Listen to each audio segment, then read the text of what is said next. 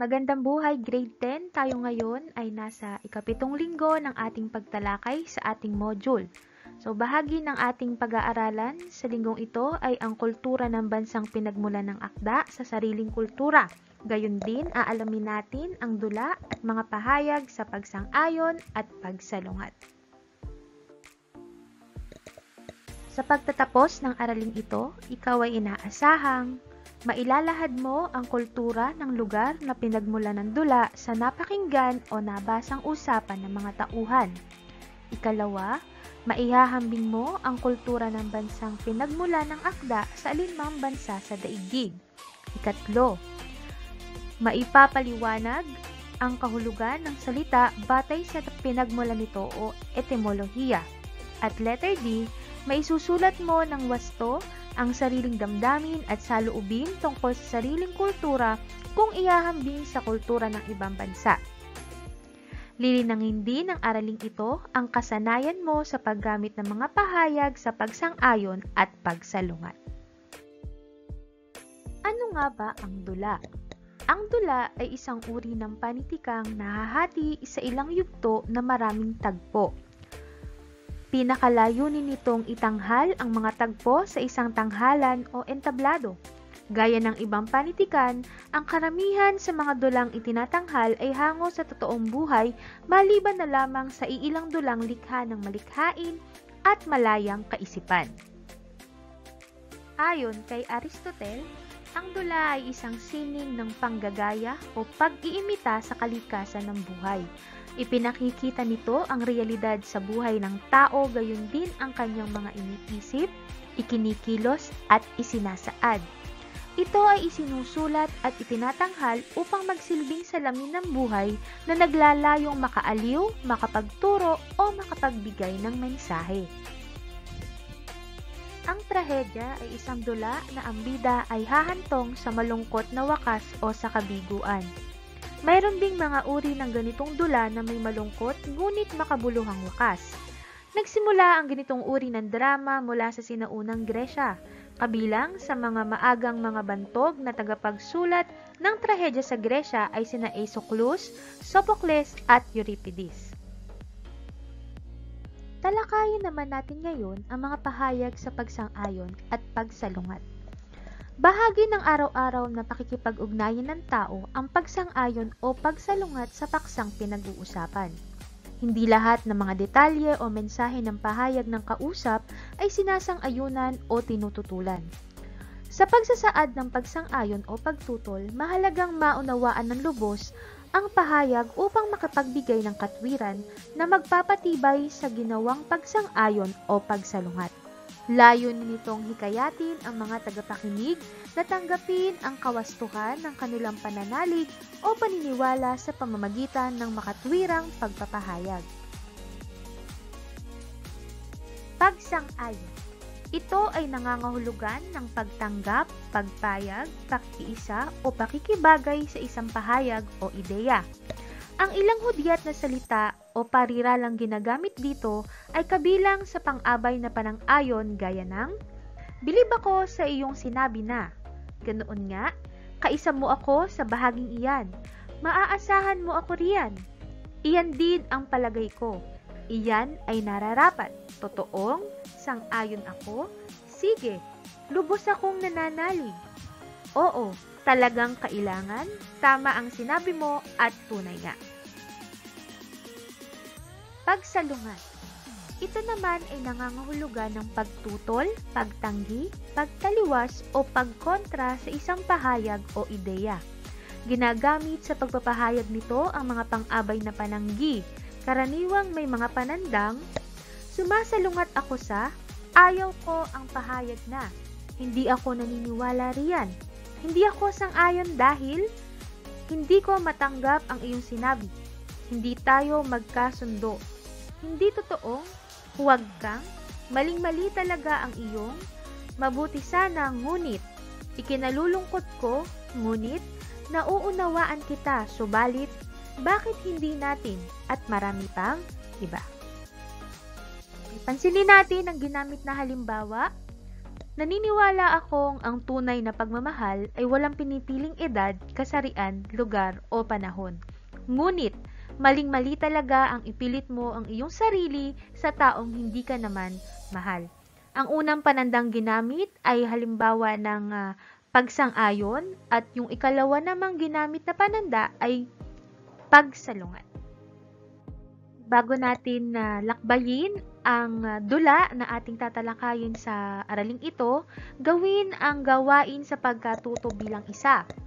Makipagkwentuhan ka sa iyong kapamilya, lalo't higit sa mga nakatatanda, hinggil sa mga pamamaraan ng panliligaw at pagpaparamdam ng pagmamahal noong panahon nila.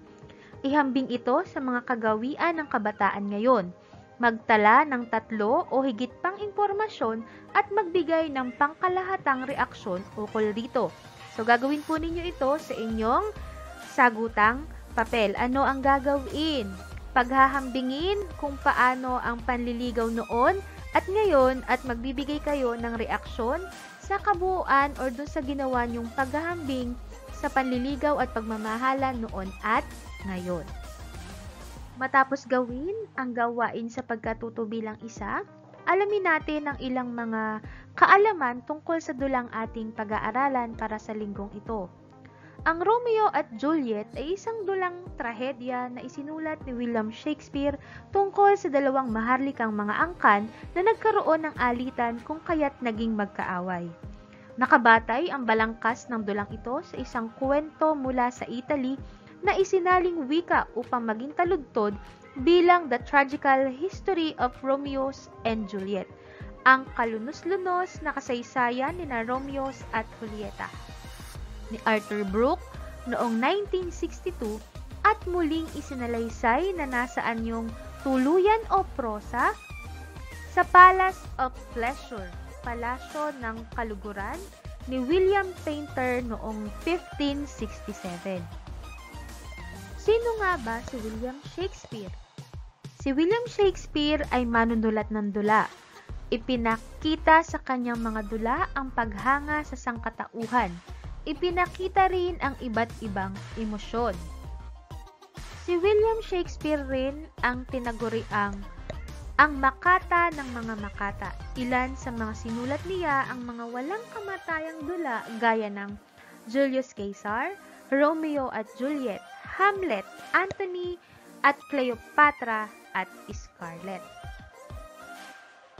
Ang pag-ibig na dapat sanang makapaghihilom sa lahat ng mga suliranin sa pagitan ng kanilang angkan ang nagdulot ng mga pangyayaring humantong sa kamatayan. Sundan mo kung paano ang dalisay na pagmamahalan ay nauwi sa masaklap na trahedya. Panoorin, basahin at unawain ang dula upang sa gayoy matuklasan mo rin kung paano nakatutulong ang dula sa paglalarawan ng tradisyon at kultura ng isang bansa. Sabay-sabay nating panoorin ang buod ng sintahang Romeo at Juliet hango sa Romeo at Juliet ni William Shakespeare na isinalin ni Gregorio C. Borlasa. So, meron pong kasunod na video presentation tungkol sa buod ng Romeo at Juliet. Inyo pong panoorin. Kung kayo po ay walang pagkakataon na panoorin ang bahaging ito, meron pong CP sa ating aklat at sa ating module kung saan maaari ninyong mas maunawaan ang nilalaman ng dula kung ito ay inyong babasahin. Romeo at Juliet, dula mula sa Inglaterra ni William Shakespeare. Isinalin sa Filipino ng inyong lingkod, Lingin. Mga tauhan, Prinsipe Escalas, hari ng Verona, may kapamilya sa dalawang magkalaban na Capulet at Montague. Lady Capulet, ina ni Juliet. Malayo ang loob ni Juliet dahil hindi siyang personal na nag-alaga kundi ang nurse nito. Lord Capulet, ama ni Juliet, ayaw pa muna ipakasal si Juliet dahil bata pa ito. Juliet Capulet, 13 taong gulang, wala pa sa isip ang pagpapakasal.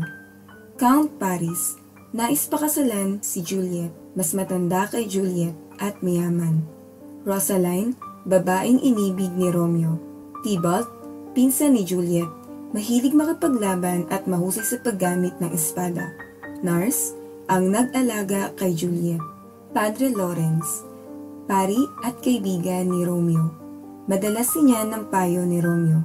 Naipit sa dalawang pamilyang magkalaban. Mercutio, isa sa mga naging kaibigan ng pamilya ng Capulet, naging kaibigan ni Benvolio at Romeo. Lord Montague, ama ni Romeo, higit na may pag-aalala sa asal ng kanyang anak. Lady Montague, ina ni Romeo. Romeo Montague, umibig kay Rosaline subalit walang pagtingin sa kanya. Nakaramdam ng pag-ibig sa unang pagkikita kay Juliet. Benvolio, pinsan ni Romeo, tagapamayapa sa bawat gulo. Naganap ang kwento sa Verona, lugar ng Italia, kung saan may naninirahang dalawang kilalang angkan ng pamilya, ang Montagues at Capulets, na kapwa matagal nang may matinding hidwaan sa isa't isa. Nagsimula ang dula sa paglalaban ng mga tagisilbi ng pamilya ng Montague at Capulet. Si Benvolio, isang miyembro ng Montague, ang pumagitna upang ihinto ang labanan, subalit inatake siya ni Tybalt, isang miyembro ng Capulet. Natigil lamang ang labanan nang dumating si Prinsipe Escalas. Binalaan niya ang dalawang pamilya na kung maulit pa ang kaguluhan ay papaslangin na ang kani-kanilang mga angkan. Matapos nito ay hinanap ni na Lord Montague at Lady Montague ang kanilang anak na si Romeo. Nang kanilang makita si Benvolio ay tinanong kung kasama ba ang kanilang anak sa labanan na naganap. Ayon sa kanyang pinsan ay naglilibot ito sa syudad at mukhang malungkot. Hindi bati ni Benvolio ang dahilan kaya't aalamin niya ito.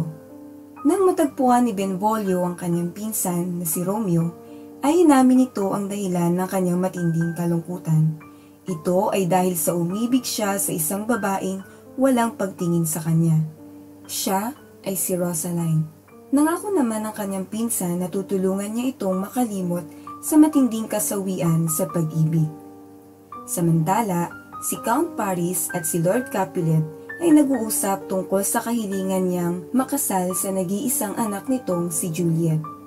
Humiling si Lord Capulet na maghintay pa ng ilang taon upang makasal dahil 13 taong gulang pa lamang ang kanyang anak. Subalit maaari naman niyang makausap ang dalaga kung ibig na ba nitong pakasal. Kaya naman, inibitahan ng ama ni Juliet ang binata sa isang kasiyahan na magaganap sa kanilang tahanan mamayang gabi. Sa paglalakad ni na Romeo at Benvolio ay may isang tagasilbi ng pamilya ng Capulet na hindi marunong bumasa at humingi ng tulong sa kanila. Napansin ng magpinsan na ang talaan ay naglalaman ng mga pangalan ng mga taong imbitado sa kasiyahan ng pamilyang Capulet. Kinakailangang maimbitahan ito ng tagasilbi. Nakita ni Romeo ang pangalan ni Rosaline, subalit ang kanila ay hindi. Naisip ni Benvolio na sila ay dumalo kahit hindi imbitado, upang makahanap na rin siya ng babaeng may papalit kay Rosaline. Sumang-ayon si Romeo upang makita lamang si Rosaline at hindi ang palitan nito. Sa silid naman ni Juliet, kasama ang nurse nito, ay binanggit ng kanyang ina na si Lady Capulet ang tungkol sa isang binatang nais magpakasal sa kanya. Sumang-ayon naman si Juliet na makita ang binatang ito. Dumating na ang gabi ng kasiyahan. Nagtungo sina Romeo, Benvolio at Mercutio, suot ang kanilang mga maskara upang maitago ang kanilang pagkakakilanlan.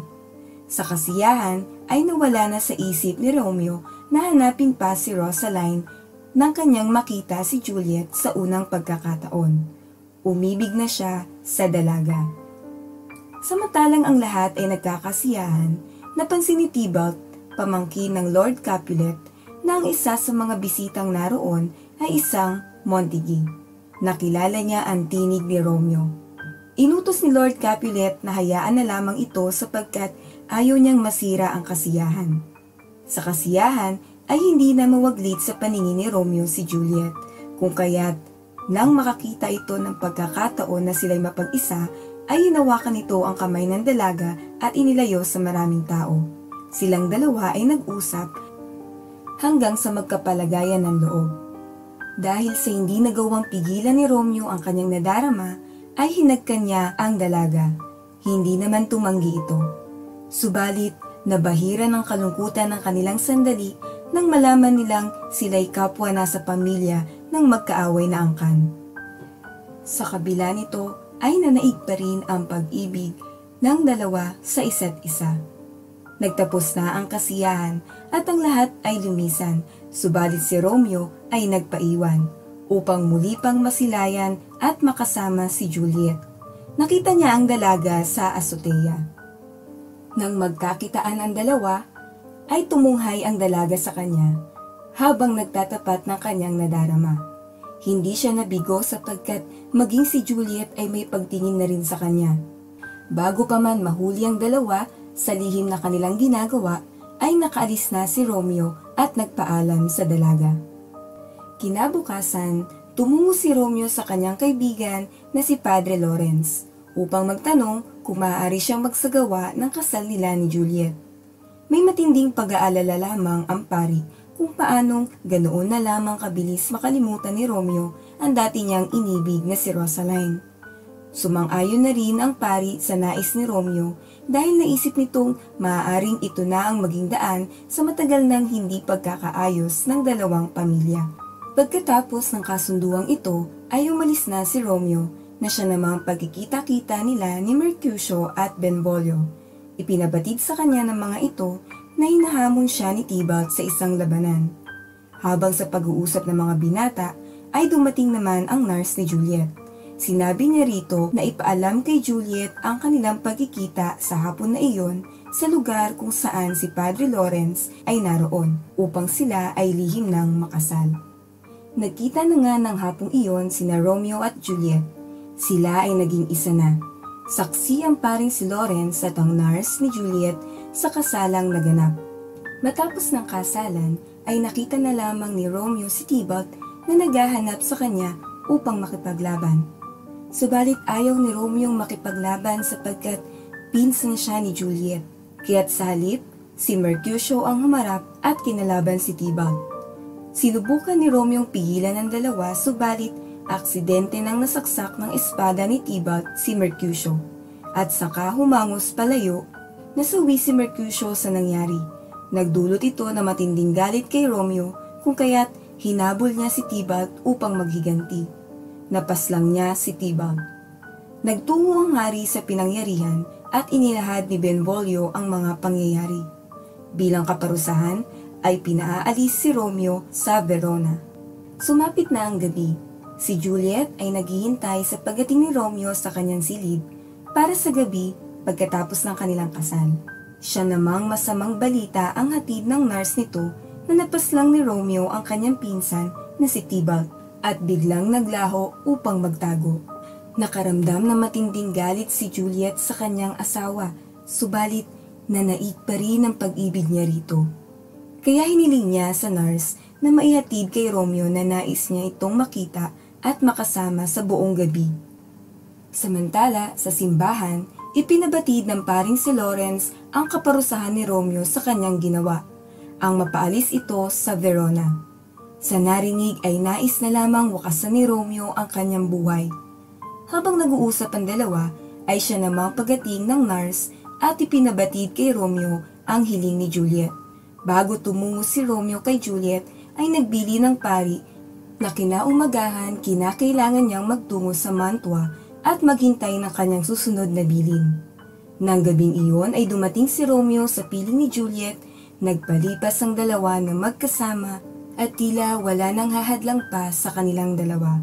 Samantala, nagkaroon na pala ng pag-uusap ang Lord at Lady Capulet na ikakasal na si Juliet kay Court Paris pagkalipas ng 3 araw. Pagsapit din ng umaga, labag man sa isa't isa, ay naghiwalay sina Romeo at Juliet. Ibinungad naman ng ina ni Juliet ang balita na ipakakasal na siya kay Count Paris, subalit tinanggihan niya ito.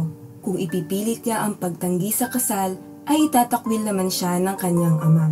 Dala ng gulong pag-iisip ay nagtungo si Juliet kay Padre Lawrence at nagbantang wawakasan ng kanyang buhay kung hindi siya tutulungan nitong makaalis sa kasalukuyang sitwasyon. Naawa ang pari kung kaya't pinayuhan niya itong sumang-ayon sa kasal at bago ang araw ng kanyang kasal, sa gabi ay inumin niya ang gamot na ibibigay nito. Sa loob ng 42 oras matapos mainom ang gamot ay hihinto ang kanyang paghinga at iisipin ng lahat na siya ay patay na at ilalagay sa kanyang libingan. Susulat ang pari upang ipaalam kay Romeo ang kanilang balak. Silang dalawa ay maghihintay sa paggising niya sa kanyang libingan at maaari na silang magtanang dalawa tungo sa Mantua. Sumang-ayon sa planong ito si Juliet. Masaya si Lord Capulet nang marinig sa anak ang pagsang-ayon nito na pakasal na kung kaya't kaagad-agad ay pinagpabukas na ang kanyang pagpapakasal. Nang gabi ring iyon, bago niya inumin ng gamot, ay nakaramdam ng matinding takot at pangamba si Juliet. Subalit sa huli ay ininom niya rin ito. Kinabukasan, laking gulat ng buong pamilya ng Capulet at ni Paris nang makitang wala ng buhay sa kanyang higaan si Juliet. Ang lahat ay nagluksa sa pagkawala ng dalaga at kanilang hinanda ang libingan nito. Samantala, sa Mantua ay nagatid ng balita ang tagapagsilbi na si Baltasar. Patay na si Juliet. Lubhang dinamdam at ikinagulat ni Romeo ang balitang ito at ninais na wakasan na ang kanyang buhay sa tabi ng kanyang pinakamamahal. Kaagad-agad ay naghagilap ng mabibilhang lason si Romeo upang kanyang inumin. Sa kabilang banda ay hindi nahatid ng paring si John ang balita kay Romeo tungkol sa hindi totoong pagkamatay ni Juliet dahil sa hinarang siya ng mga otoridad at pinaratangang baka may dalang sakit. Sa narinig ni Padre Lawrence ay inutusan na lamang niya na kumuha ito ng gamit upang buksan ang kabaong dahil ilang oras na lamang ay magigising na si Juliet. Nagtungo naman si Paris sa libingan ni Juliet upang dalawin ito. Nagdala siya ng mga bulaklak at nagluksa sa pagkawala niya. Nagbilin siya sa kanyang kasama na magtago sa damuhan at sumipol kung may ibang tao na dumating. Narinig niya ang biglaang pagsipol kung kaya't agad siyang nagtago. Nakita niyang si Romeo ang dumating kasama si Baltasar. Pumasok mag-isa sa libingan si Romeo at naiwan si Baltasar bilang bantay. Bago pa man tuluyang makapasok sa libingan si Romeo, ay hinarang na siya ni Paris upang arestuhin. Subalit humiling ang binata na hayaan siya upang mawakasan na ang kanyang buhay sa tabi ni Juliet. Hindi pumayag si Paris at kinalaban siya nito. Naglaban ang dalawa. Bago masawi si Paris, ay hiniling din niya na maisama ang labi sa tabi ni Juliet. Nang makarating si Romeo sa libingan, ay kaagad hinagka ng dalaga pagkatapos ay ininom ang lasong dala. Muling hinalikan ng dalaga at dahan-dahan siyang nawalan ng malay. Huli na nang dumating si Padre Lawrence. Nawakasan na ni Romeo ang kanyang buhay. At siya namang paggising ni Juliet nang buong gulat na malamang uminom ng lason si Romeo. Nagpaliwanag ang pari sa hindi naging matagumpay na plano. Kinakailangan na niyang lisanin ang lugar at tutulungan niya itong makahanap ng lugar na ligtas. Inaya na siya ni Padre Lawrence sa pagtakas bago pa sila mahuli. Subalit tumangging sumama si Juliet dahil hindi niya kayang iwan ang labi ni Romeo. Habang umiiyak sa pagkawala ng binata ay sinubukan niyang halikan ito at naisip na makakuha ng natirang lason na makapagdudulot din ng kanyang kamatayan. Hanggang sa may narinig siyang paparating, kaagad niyang kinuha ang punyal ni Romeo at sinaksak ang kanyang sarili. Siya'y namatay sa tabi ng kanyang pinakamamahal. Dumating ang mga kawal at dinakip sina Baltasar at si Padre Lawrence. Nakita rin ng mga ito ang tatlong labi ni na Juliet, Romeo at Paris. Pinaharap sa pamilya ng Capulet at Montague si Padre Lawrence upang kanyang ipaliwanag ang lahat ng nangyari. Sa huli, ipinangako ng dalawang pamilya na lilikha ng gintong estatwa bilang alaala ng kanilang mga anak. Ipinatayo ng Montague ang estatwa ni Juliet at ang Capulet sa estatwa naman ni Romeo. At dito na rin nagkasundo ang dalawang pamilyang matagal nang may hidwaan.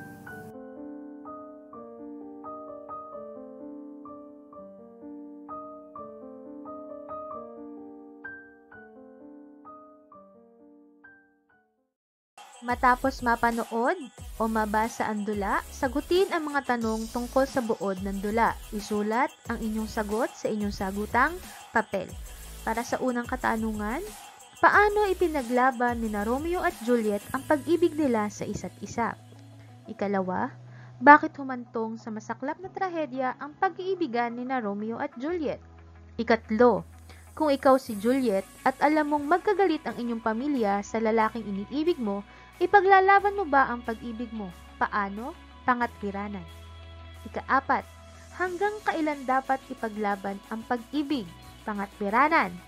Ikalima, ano ang masasabi mo sa sinapit ni Romeo at Juliet?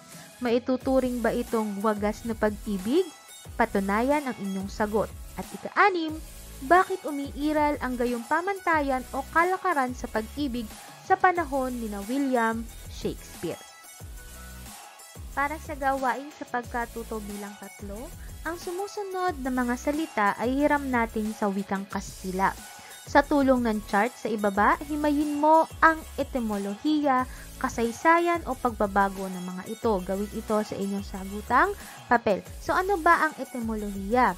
Ang etimolohiya ay pinagmula ng salita o ang pag-aaral ng kasaysayan ng mga salita at kung paano nag-iba ang kanilang anyo at ang ibig sabihin sa paglipas ng panahon.